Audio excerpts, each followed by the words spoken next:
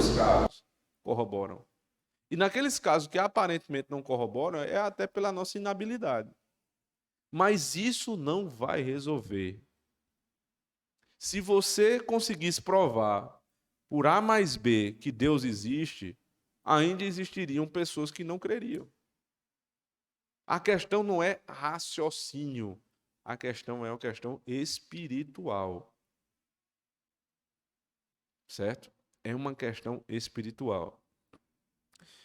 Quando C.S. Lewis, e aí lembre do contexto em que ele está falando aqui, são palestras que ele estava dando no meio da Segunda Guerra Mundial, a Inglaterra sofrendo muitos ataques ali da Alemanha, e o povo desesperado, e ele começa a fazer uma sequência de palestras na rádio, falando sobre o cristianismo puro e simples, que veio a resultar nesse livro.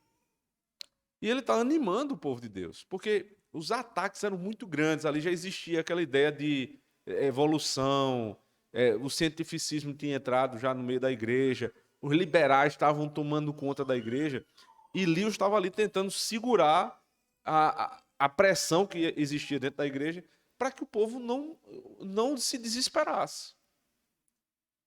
E aí, quando você está vendo o mundo se acabando, porque a ideia é essa, quando você está no meio de uma guerra mundial, você pensa que o mundo está se acabando. A gente não estava nem numa guerra, estava o Covid aí, que matava 2% da população, todo mundo achando que o mundo ia se acabar.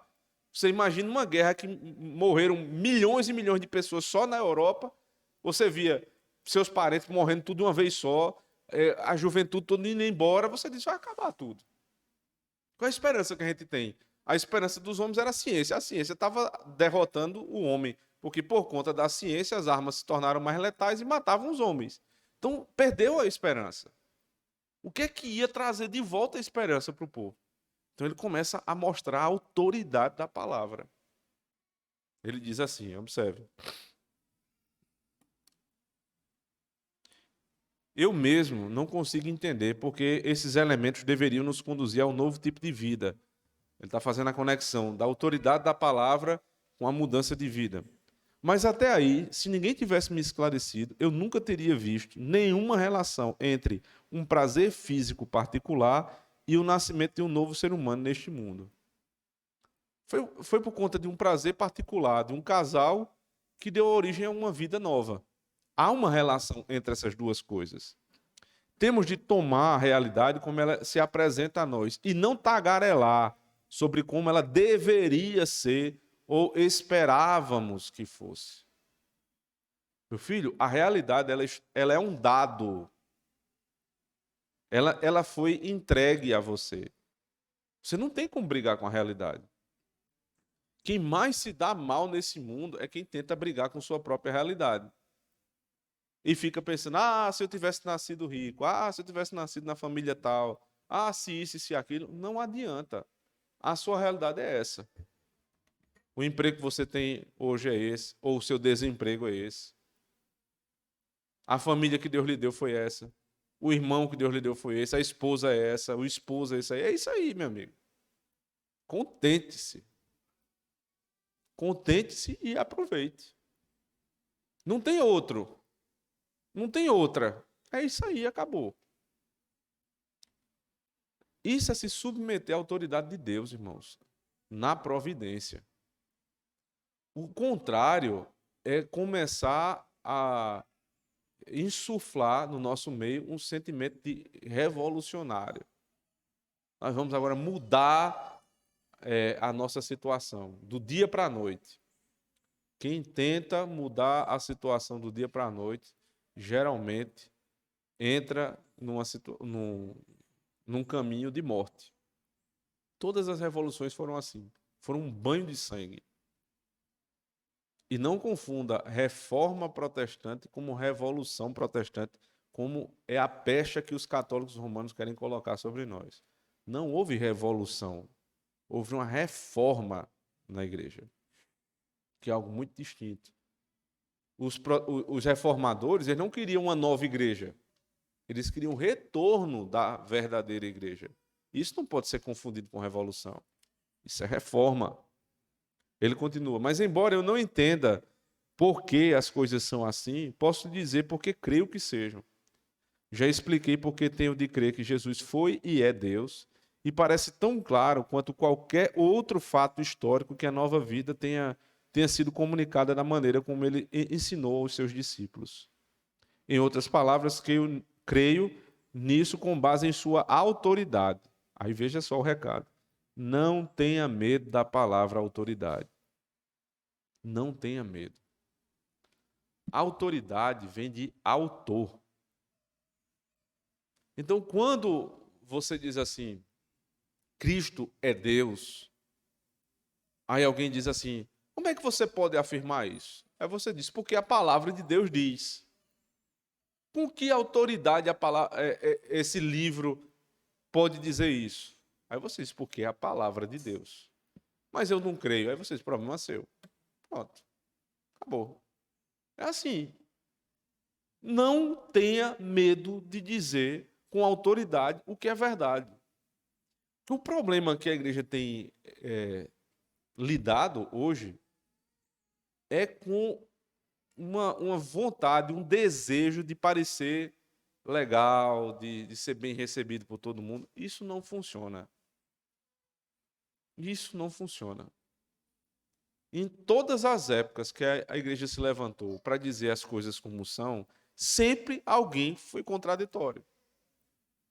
E geralmente os homens mais poderosos do mundo. O que foi que a igreja fez? Não deu ouvidos. Não deu ouvidos e pronto.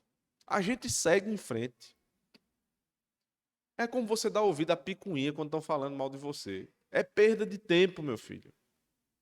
O cara está falando mal de você, você não tem como resolver, siga a sua vida. Siga a sua vida, não perca tempo, não. Agora, você para ficar debatendo, discutindo, é perda de tempo. As coisas são como são. Quem pergunta a você como elas estão e como deveriam estar, você vem como um crente e diz, é assim. Ah, mas você é muito duro na criação dos seus filhos. Não, mas eu não sou duro porque eu quero, eu sou duro porque é a Bíblia que diz. Mas a pedagogia, a psicopedagogia, quem? Conheço não, meu filho. Sei quem é esse povo, não. Eu sei o que é a palavra de Deus. Agora eu sei de uma coisa, que Deuteronômio 28, nós lemos hoje, de 1 a 14, diz que se eu for fiel no que a palavra de Deus diz, eu tenho um monte de bênção. E se eu for infiel, aí tem 4 vezes mais maldições. Aí você resolve o que é que você quer. Simples assim. Agora, os pais dando ouvidos a um monte de gente que não sabe nada de criação de filhos. Dá pitaco na criação dos teus filhos. Como? A maioria não criou nem um cachorro, nem um gato. E quer te ensinar a criar teu filho. Quer ensinar como é que a igreja deve ser, como é que o culto deve ser. Não pode, irmãos. E aí, a autoridade da nossa época é carteirada, né? Toda vez, por exemplo, essa semana teve a discussão lá sobre o homeschooling. Vocês viram a lei nova? Primeira reportagem que sai no outro dia é: lei do homeschooling foi aprovada no Congresso Nacional, na Câmara dos Deputados. Primeira palavra é: ouvimos o especialista fulano de tal e ele disse que isso aí é um problema para a educação. Quer dizer, ele dá logo o argumento da autoridade. Não tem a discussão do tema da lei. Primeiro é a autoridade, é o especialista que diz. Porque aí todo mundo fica, o especialista disse. Mas peraí, é um especialista no meio de um mundo de especialistas. Só que você, como está lendo uma notícia ou assistindo na televisão e dando crédito, aí você já baixa a sua bola. Porque eu não posso lidar com um especialista. Quem é esse especialista? Por que a gente crê tão fácil assim na carteirada desses homens? Os especialistas já ensinaram as pessoas a fazerem as maiores atrocidades com os homens. Os especialistas dizem que um feto na barriga da mãe é um amontoado de célula. Então, se você quiser, você tem uma penca de especialista para dizer isso. O que é que a Bíblia diz? O salmista disse: o Senhor me viu substância ainda informe. Você já viu um feto como é? Pequenininho. Eu vi semana passada com ele, mais uma vez, né? Quando a gente foi implantar mais 3 embriões, é uma bolinha assim, ó. Assim não, né? Assim apareceu na televisão. É microscópico. É uma coisa assim, pequeniníssima, você não vê. Mas eram 3 filhos que tinham ali. 3 criancinhas que estavam ali. Substância ainda informe. Para o especialista, um amontoado de célula. E aí, uma das discussões que eu tive lá com o médico lá atrás, ele disse: não, só é vida. Ele é um médico conservador. Só é vida quando foi implantado no útero da sua esposa. Eu disse: é. Porque não está no ambiente ainda. Eu disse: não, mas aí, doutor, o fato da gente ter tirado o ser do ambiente não desfaz o ser em si, não desfaz a essência do ser. Ele só não vai crescer porque não está no ambiente propício. Ou não? Aí ele disse: não, você tem razão. Não, então, se você tem razão, coloque lá, você vai ver se ele não vai crescer. Daqui a pouco, poucos dias, tem um coraçãozinho lá batendo. Aí vem uma miserável feminista, especialista, dizer: o coraçãozinho batendo. Até o 3º mês de gestação ainda não é uma vida. Por quê?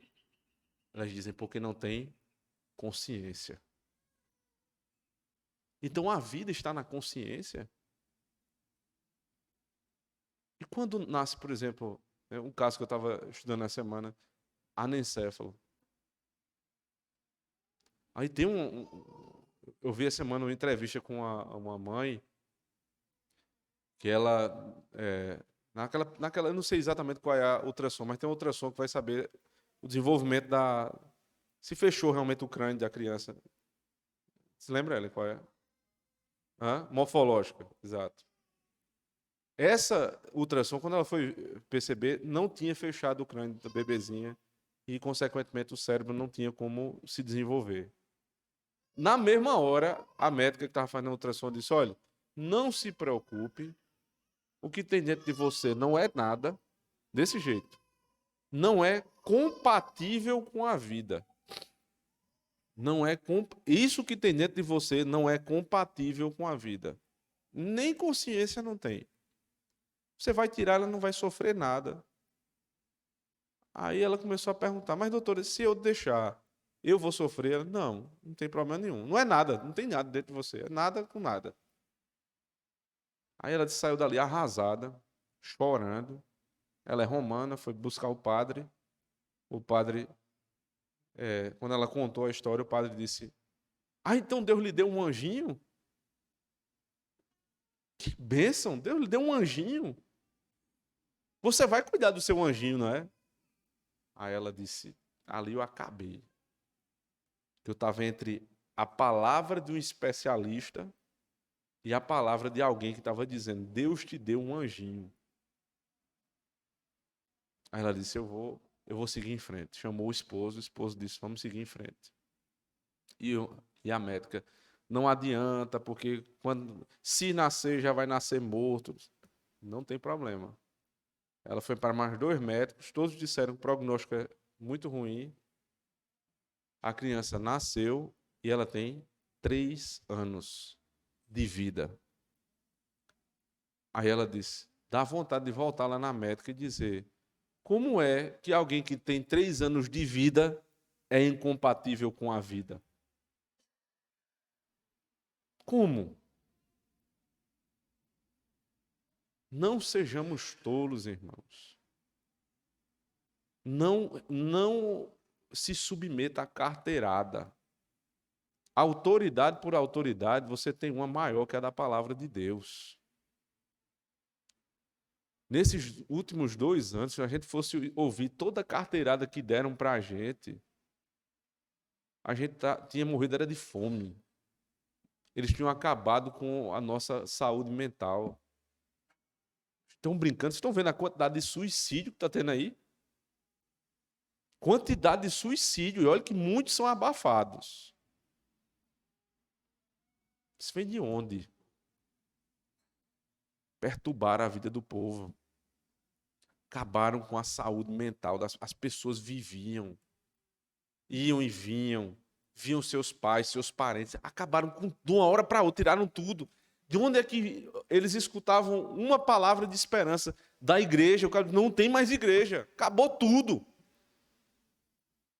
A pessoa adoece. Adoece mesmo. Então, dê graças a Deus, porque Deus preservou a tua sanidade mental. Você está aqui hoje com seu filho, com seus netos, sua esposa. Dê graças a Deus pela nossa igreja, irmãos. Que nesse tempo de pandemia, eu não sei quantos por cento aumentou, mas aumentou muito.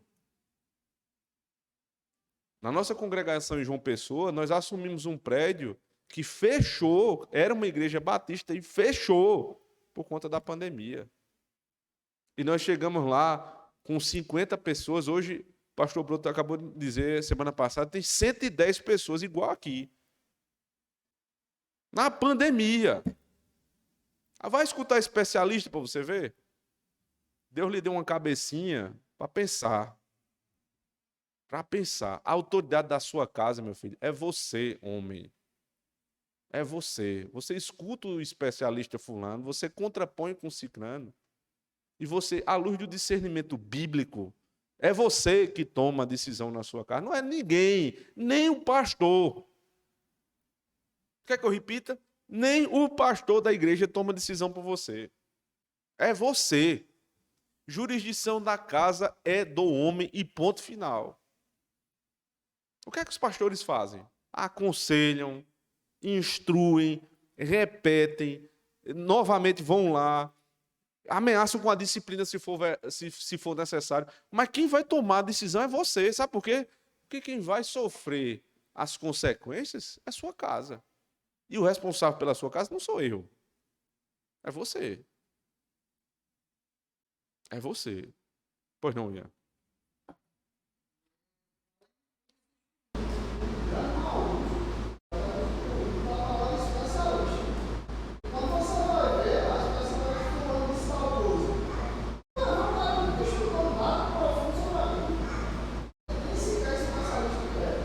Na maioria dos casos não é, né? Na maioria dos casos nem especialista não é, né?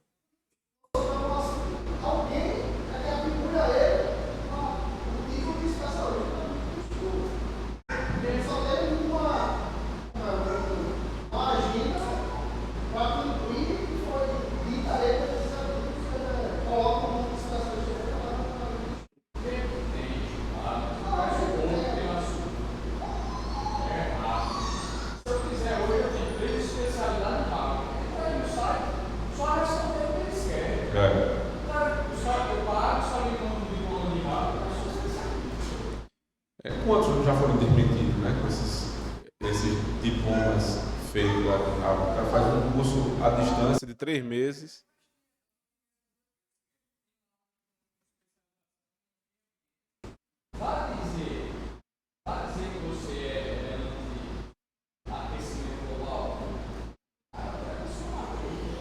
Veja só, irmãos. Eu espero que. Eu acho que eu não vou ser mal compreendido, porque eu conheço a igreja que Deus me deu. Nós não somos anticientíficos. Claro que não. Claro que não.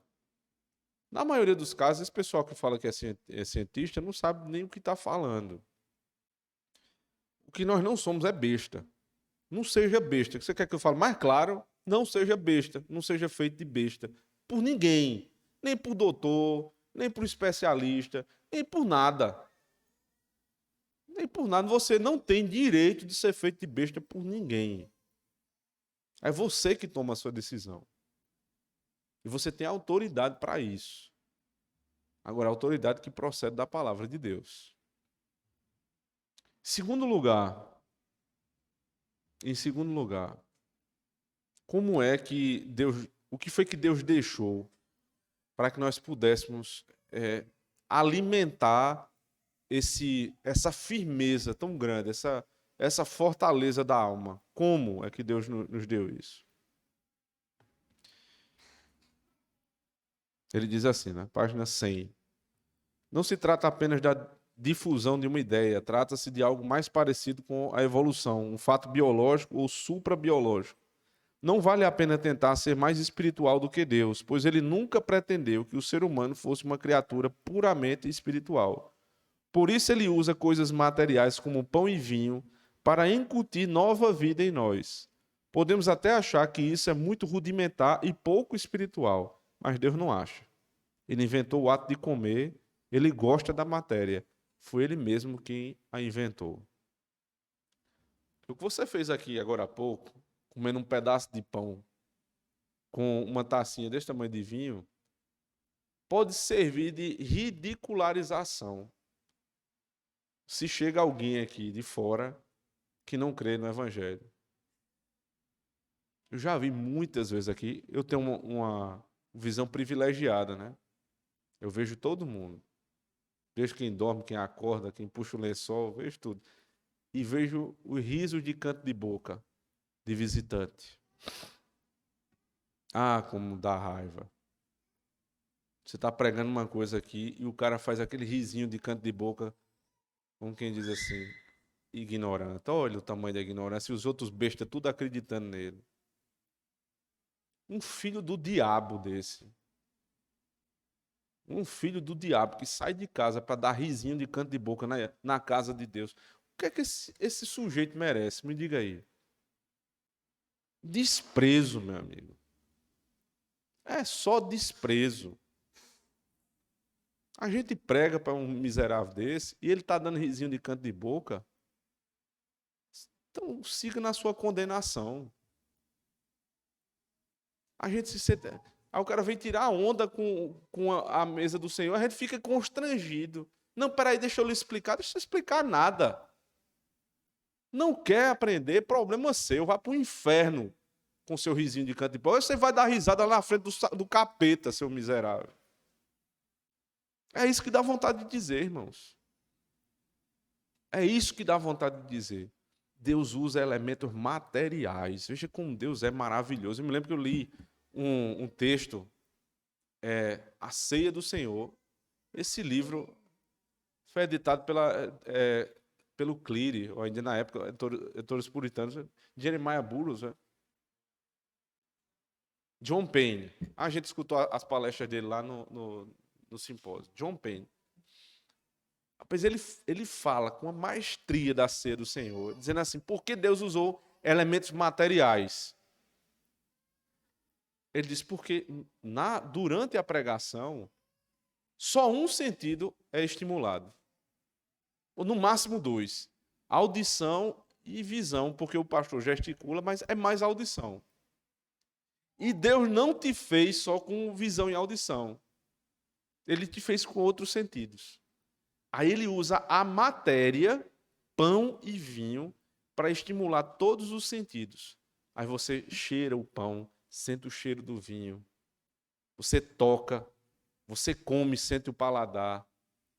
E o Senhor vai nos alimentando com todas essas coisas materiais. Mas você sabe que a finalidade não é material, por quê? Porque ninguém te dá um pão com queijo e uma taça de vinho para você se esbarrar, se esbarrotar de pão e de vinho. É só um pouquinho. É só um pouquinho.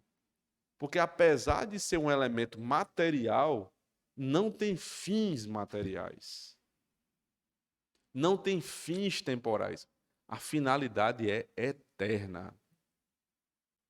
O Senhor faz ligação de um pedacinho de pão e de um pouquinho de vinho com coisas eternas. Ele diz: eu vou alimentar o meu povo durante uma semana, comendo um tantinho de pão assim e um pouquinho de vinho. Vai dizer isso para um ímpio? Um escarnecedor? Problema dele se ele não te ouve. A Bíblia é a palavra de Deus. Ponto final. Agora, veja o contrário, só para a gente terminar. contrário. O que é que eles fazem? Eles fazem das coisas materiais o seu próprio Deus. Quando Paulo ensina, né, que eles têm Deus no seu estômago. Já viram essa expressão, né? Eles trazem, o ídolo deles é o seu estômago. Ali não é só porque eles pecam na glutonaria, não. É muito mais do que isso. É porque tudo é para si. Eles entram num casamento, eles querem fazer a esposa deles de ídolo. Ele serve a ela e ela tem que servir a ele. Mas não no sentido bíblico. É o serviço de escravidão. Você pega um ímpio, quando vai falar sobre trabalho, o ídolo dele é o trabalho, o ídolo dele é o dinheiro, o ídolo dele é a casa dele, é o carro dele. É só bobagem. Porque ao contrário do crente, que pega elementos materiais para servir a bens espirituais, os ímpios pegam os bens materiais e deles eles fazem o seu próprio Deus. Então, para terminar, não se envergonhe diante dos ímpios por carregar uma Bíblia debaixo do braço. Eles tiram onda com a gente. Lá vai o bestão com a Bíblia debaixo do braço. No último dia, quem vai ser o bestão? Eu ou você? Tá falando de Deus, o cara tá dando risadinha na sua cara. Aí você diz, quando chegar no inferno, você deu uma risadinha pro capeta, seu miserável. É assim. Senão, eles não respeitam o povo de Deus. Tente ser amiguinho dos ímpios e eles vão acabar com você. A maior amizade que nós temos diante de uma pessoa descrente é anunciar o evangelho com amor.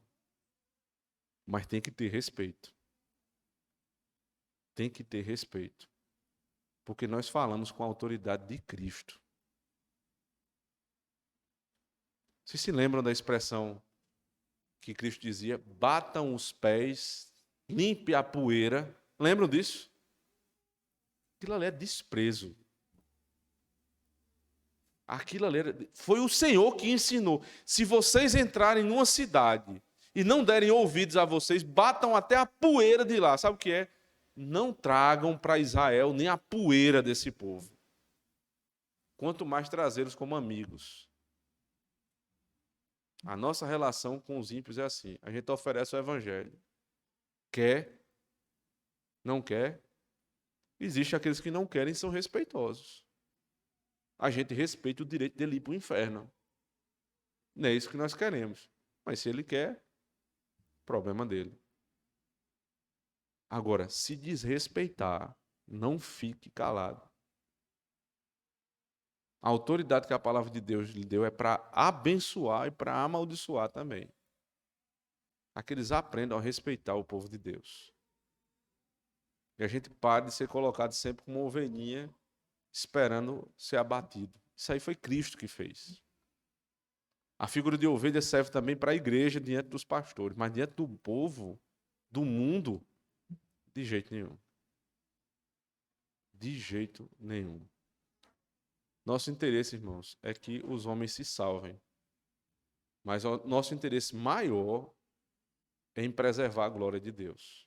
E se os crentes forem desmoralizados pelo mundo, é a glória de Deus que está em jogo, não é a sua, não. A Bíblia é a única regra de fé e prática. Não importa o que dizem os homens. Amém.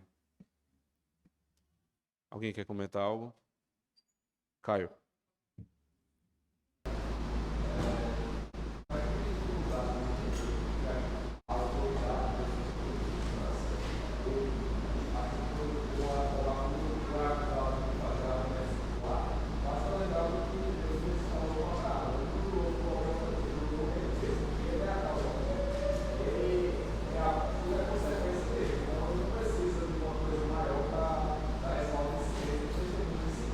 Perfeito. E no começo da conversa a gente sempre tem um pouco mais de paciência, né? Vai argumentar, precisa aprender os argumentos. Agora, se não quer, sabe? No final das contas é assim. Pois não, Yuri?